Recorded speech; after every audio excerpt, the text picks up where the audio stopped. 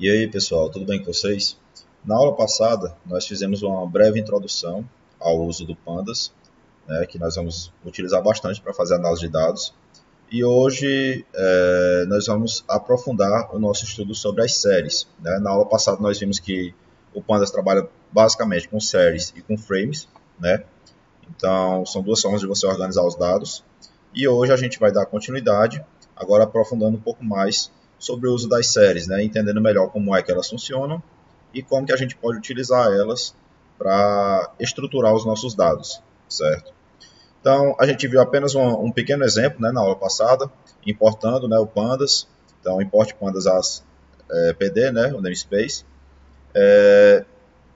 E vimos esse exemplozinho aqui criando uma série, né? Então, criamos a série, vimos que ele automaticamente cria um índice para a nossa série. Então, vamos ver em mais detalhes o que a gente pode fazer, né?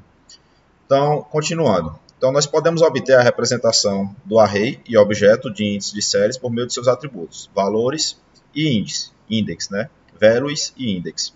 Então, se eu quiser, por exemplo, obter apenas o índice da minha série, obter, por exemplo, todas as posições do índice da minha série, eu posso utilizar o comando index, né? Passando o nome do objeto que nós criamos, da série que nós criamos. Então, aqui em cima eu criei esse obj, pd.series, né? Passando os valores aqui.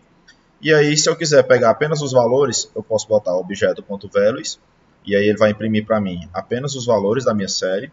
Se eu quiser pegar apenas o índice, eu boto obj.index, e aí ele vai me dizer o range do index. O que é o range do index? É o intervalo do meu índice, certo? É o tamanho do meu índice. Então, aqui nesse caso, ele está dizendo que o meu índice começa em 0, termina em 5, né? 5 posições. Então, ele vai 0, 1, 2, 3, 4, ele estopa. E o passo dele é 1, o step é 1. Então, ele vai saltando de 1 em 1, certo? Quando não é especificado, o índice da série é criado de maneira padrão, iniciando em 0 e indo até n-1, sendo que n é o tamanho da nossa série, né? Então, de maneira semelhante ao array, né, ao vetor como vocês já estão acostumados, inicia na posição 0 o índice e vai até o tamanho do vetor n-1. Se o vetor tem 10 posições, o índice vai até o número 9. Caso seja necessário, é possível criar um índice com valores específicos. Então, a gente pode também atribuir valores para o nosso índice. Quando que isso é útil? Por exemplo, é mais fácil você encontrar um determinado valor se você sabe qual é o índice. Por exemplo, vamos supor que a gente queira cadastrar os alunos. Normalmente a gente cadastra os alunos, todo aluno tem uma matrícula. Então, através da matrícula eu consigo identificar o aluno, eu consigo buscar os dados do aluno. Então, o índice de matrícula é mais fácil para a gente encontrar as informações do aluno do que se eu tivesse apenas um número específico, certo? Então, aqui vamos ao nosso exemplo como criar o índice, né? Então, primeiro, coloquei aqui exemplo 2, né? É o nosso objetozinho que a gente vai atribuir essa série. PD do pandas.series. E aí, em seguida, criamos uma nova série. 12 menos 24, 36 menos 48. E aqui na frente, a gente atribuiu um índice para essa nossa série. Percebam que eu consigo também atribuir valores diferentes para o nosso índice, né? Então aqui eu adicionei caracteres, certo? Tem 3 caracteres e adicionei um número na última posição. Então o caractere A, o índice na posição A representa quem? 12. Na posição B, 24, menos 24. Na posição C, 36. Na posição 4, aqui, representa o número menos 48. Então, quando a gente imprime aqui, né, o nosso exemplo 2, ele vai exibir exatamente dessa forma. A, B, C e 4, que é o nosso índice. Então, a gente consegue atribuir valores diferentes, de tipos diferentes, para o nosso índice, certo? Em seguida, visualizando o índice, né? Então, mesma coisa que a gente tinha visto lá em cima, exemplo 2.index, e aí ele vai exibir aqui o meu índice, A, B, C e 4, e vai dizer o tipo que é um objeto, certo? Como a gente sabe, no Python, tudo é tratado aí como, as variáveis que a gente cria são todas tratadas como objetos, né? Então, selecionando um elemento específico, se eu quiser pegar apenas um elemento do meu índice, então eu posso dar o comando, coloquei aqui o nome da minha série, exemplo 2, e aí passei o índice que eu estou buscando, certo? E aí ele vai retornar para mim o valor que tem naquela posição do índice, certo? Também posso fazer isso com várias posições ao mesmo tempo. Nesse caso, a gente vai representar como se fosse uma lista de índice, certo? Então aqui eu passei dentro da minha série, o que eu estou buscando, eu vou passar uma lista, percebo que a gente tem um colchete dobrado aqui, né? 2 colchetes. Então, é como se fosse uma lista de índice. Então, A, B e o 4. E aí ele vai retornar para mim as posições e o tipo embaixo, né? Que é índice 64. E aí vamos ver agora algumas operações que podem ser feitas utilizando séries, certo? Então, coloquei aqui exemplo 2. Vamos supor que eu queira pegar apenas os valores que são maior do que 0. Então, basta eu passar dentro aqui dos colchetes, exemplo 2, maior do que 0. E aí ele vai retornar para mim apenas os valores da minha série que são maiores do que 0, certo? Bem simples, não tem complexidade, não tem toda aquela estrutura que a gente teria que montar em uma linguagem, por exemplo, no Java, colocar dentro de uma estrutura de repetição, percorrer todos os elementos um por um, verificar se aquele elemento é maior do que 0 e ir imprimindo. Então aqui a gente faz de uma maneira bem mais simples, né, bem direta. O Python ajuda muito, tem muita facilidade nesse sentido. Então, segundo exemplo aqui, vamos supor que eu queira multiplicar todos os elementos da minha série, né? Então, exemplo 2, asterisco, né? Multiplicação, vezes 2. Então, aqui ele vai imprimir para mim todos os elementos multiplicados por 2, certo? Também é possível a gente trabalhar junto com o NumPy, né? E com outras bibliotecas também, certo? Mas a gente estudou o NumPy, né? Então, é possível a gente utilizar o NumPy junto com a série do Pandas, certo? Então aqui eu importei novamente a biblioteca NumPy, porque eu ainda não tinha importado ela para esse projeto. Então aqui import NumPy asNP, e aí eu passei o comando np.absolute, chamei a funçãozinha absolute. O que é que essa função faz? Vai eliminar os sinais negativos, né? Então vai ficar tudo apenas o valor, certo? Ficaria tudo positivo. Então, passei np.absolute e passei dentro dela a minha série, que é exemplo 2. E aí ele retorna para mim aqui todos os valores sem o sinal de menos, certo? Outro exemplo, utilizando a biblioteca NumPy, está aqui np, né, o namespace, np, .square. Então aqui eu vou levar todos os meus valores ao quadrado. Então passei dentro aqui a minha série, e aí 12 vezes 12, 144, 24 vezes 24, 576, e assim sucessivamente ele vai fazer para todos os elementos da nossa série, certo? Verificar se um determinado elemento pertence à série. Vou aumentar aqui um pouquinho o tamanho. Verificar se um determinado elemento pertence à série. Então, para verificar se um elemento pertence à série, eu posso passar o índice dele, certo? E aí ele vai verificar se aquele índice, aquele elemento do índice, está na minha série. Então, passei o índice A, em exemplo 2, e aí ele vai retornar true ou false, de acordo com a presença ou não daquele elemento na série. Como o índice A está presente na minha série, ele retorna true. O índice G não está presente na minha série, ele retorna false, certo? O número 144 está presente o valor, certo? Mas ele busca pelo índice, então ele retorna false, certo? Dados contidos em um dicionário podem ser passados para uma série no Pandas. O que é o dicionário do Python? Fazendo uma breve revisão. O dicionário, diferentemente de uma lista, né, de um vetor normal, a gente utiliza chaves, né, para declarar ele. Então, percebam aqui que a gente usa chaves e não colchetes, certo? O nome aqui, coloquei o nome dados, pode ser qualquer nome. E o dicionário, ele trabalha com a ideia de chave e valor, certo? Então, para cada elemento do meu dicionário, eu tenho uma chave e um valor, certo? Então, aqui no caso, eu tenho a chave picos, e aqui eu coloquei a quantidade de habitantes, que é o valor, 78.431. Chave São Raimundo Nonato, habitantes, 34.877. Chave Teresina, habitantes, 868.075. Chave Floriano, habitantes, 60.025. Chave Parnaíba, habitantes, 153.482. Então, aqui, o dicionário ele já trabalha com essa ideia de chave e valor, certo? Então, você consegue identificar um determinado elemento do seu dicionário através da chave dele. E aí a gente pode pegar esse dicionário e atribuir a uma série, certo? Então você pode pegar o dicionário, atribuir a uma série, e aí automaticamente ele vai pegar as chaves do dicionário e vai colocar elas como sendo o índice da sua série, certo? Então percebam aqui, coloquei lá, né, picos, aí ele já organiza para mim aqui, botou na frente. Uma outra vantagem legal de se trabalhar com dicionários e também com o data frame, que a gente vai ver mais na frente, é que ele alinha o resultado aqui para você, no formato de uma tabela mesmo, né? Fica tudo alinhado, fica organizado, então fica mais fácil de você visualizar as informações, certo?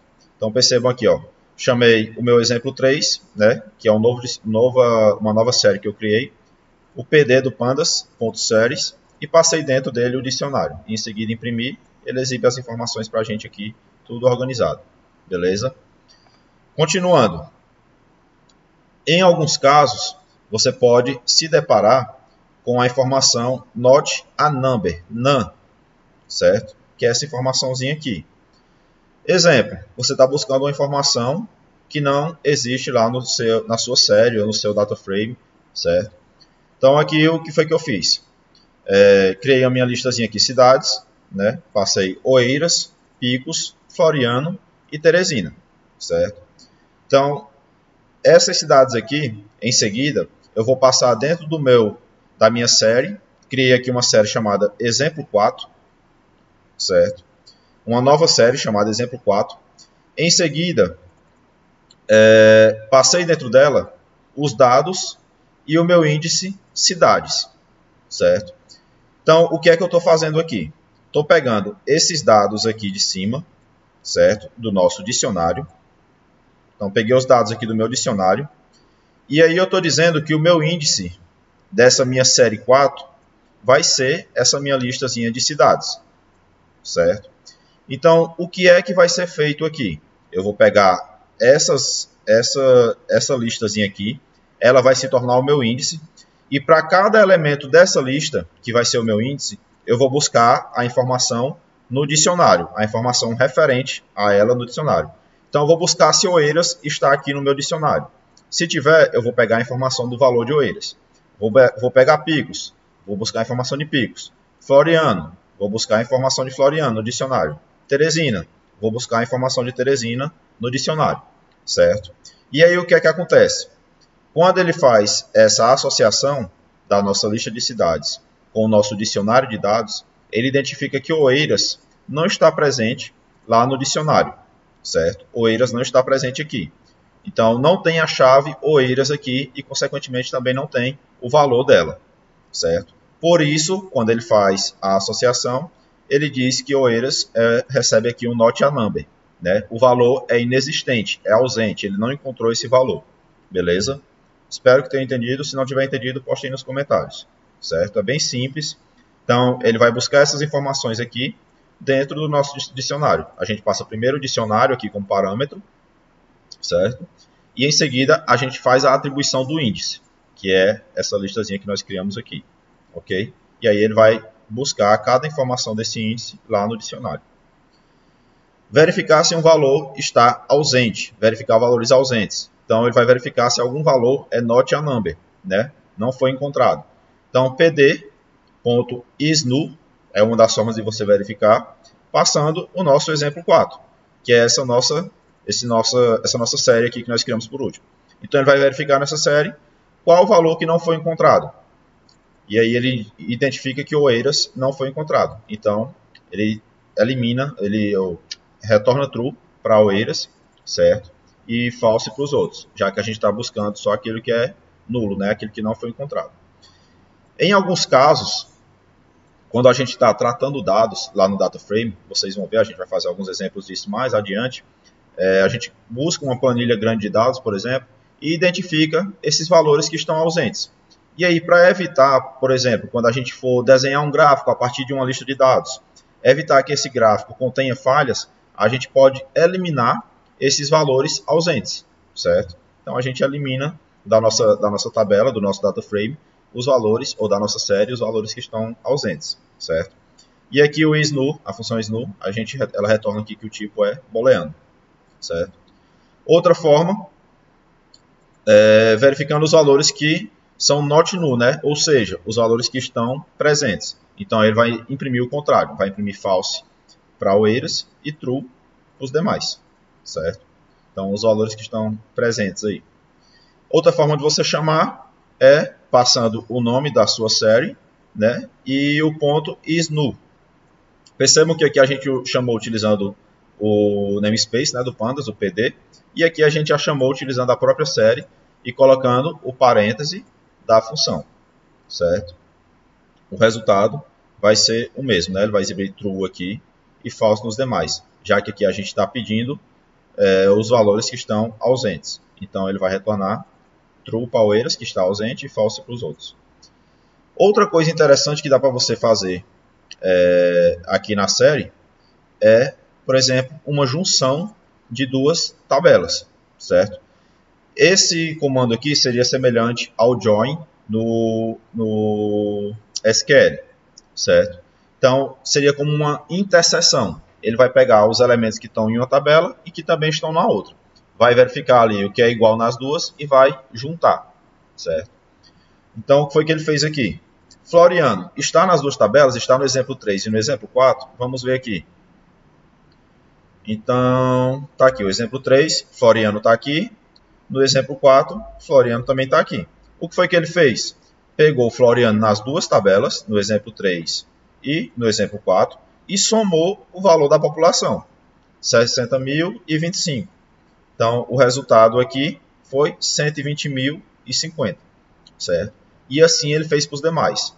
Oeiras está no exemplo 3 e no exemplo 4. Vamos lá.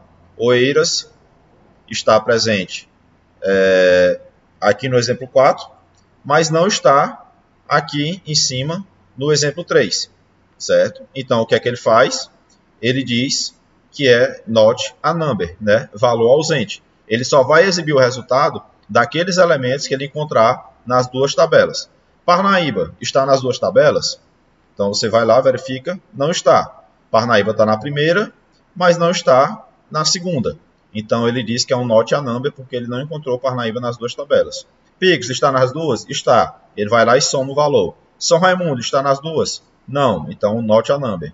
Teresina está nas duas? Está. Então, ele vai lá e soma o valor que ele encontrou lá na tabela. Beleza? Bem simples também de entender, né? Ele faz a interseção, verifica os elementos que estão nas duas e soma. É semelhante ao join no SQL. Objeto séries e seu índice possuem um atributo name, né? Então, para toda série que você cria e para o índice dela, é como se você pudesse atribuir um nome para a tabela e para o índice também. Então, aqui nesse exemplo, atribuir um nome para a minha série, né? Atribuir o nome população, e atribuir um nome para o índice que a gente está buscando através de cidades, certo? Então, aqui, antes de exibir o nome do primeiro elemento do nosso índice, ele vai exibir o nome do índice, né? É como se fosse o títulozinho lá da nossa tabela. Então, ele diz que aqui o título é cidades e o name da minha tabela, da minha série, é população. Então, isso fica mais organizado, né? A sua série, fica mais fácil de você identificar os elementos que estão ali presentes e mais fácil de buscar alguma informação, certo? Então, sempre legal você colocar essas características, esses atributos, certo? Colocar lá o nome da sua série e o nome do índice que você está utilizando. Bem, para a aula não ficar muito extensa, espero que tenham entendido. Isso é o básico sobre séries no Pandas. Se tiver alguma dúvida, poste aí nos comentários que a gente tenta sanar nas próximas aulas. E na próxima aula a gente já começa a trabalhar diretamente com os data frames, beleza? Então, um abraço a todos, galera, bons estudos.